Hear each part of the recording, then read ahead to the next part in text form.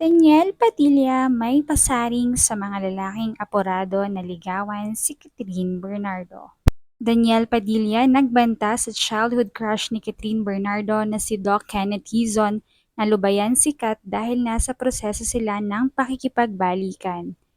Tila hindi nagustuhan ng aktor na si Daniel Padilla ang paglantad ni Doc Kenneth Hizon matapos ma-call out bilang childhood ultimate crush ni Catherine.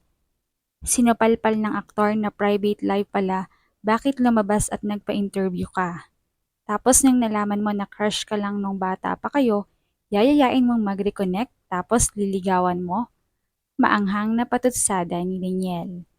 Nariyan nga at sariwa pa ang issue sa Star Magic Ball na kinasangkutan ni Daniel, Richard, JK at Kyle ay parang gusto pa raw sumunod nitong si Doc Kenneth. Alam naman daw ng buong bansa na gumagawa si Daniel ng paraan para makipagbalikan sa ex na si Catherine. Pero ang hindi daw updated itong doktor o baka gusto lang sakyan ang kasikatan ng aktres. Ngayon daw ay napagtanto ni Daniel na marami ang nagkaka-interes sa kanyang ex. Yung tipong parang mga dati niyang kaibigan na kaabang lang kung kailan sila maghihiwalay. Nabalita din na gumagawa ng paraan si Mayor Mark Alcala para ligawan si Catherine. Sabi naman ni Daniel, itong mayor na ito parang laging may bagong artista na karelasyon kapag malapit na ang eleksyon.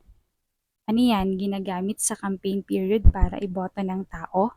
Nabanggit din ni Daniel na sa ngayon una niyang kinukuha ang loob ng ina ni Catherine upang magkabalikan sila.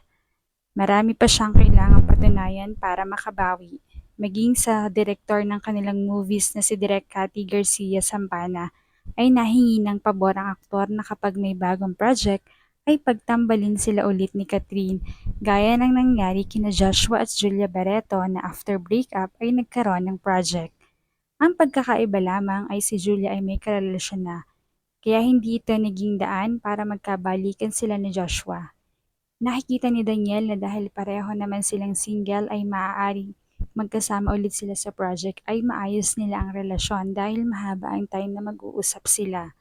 Kaya ngayon panawagan ng aktor sa mga Katniel fans, huwag bumitaw sa kanilang love team.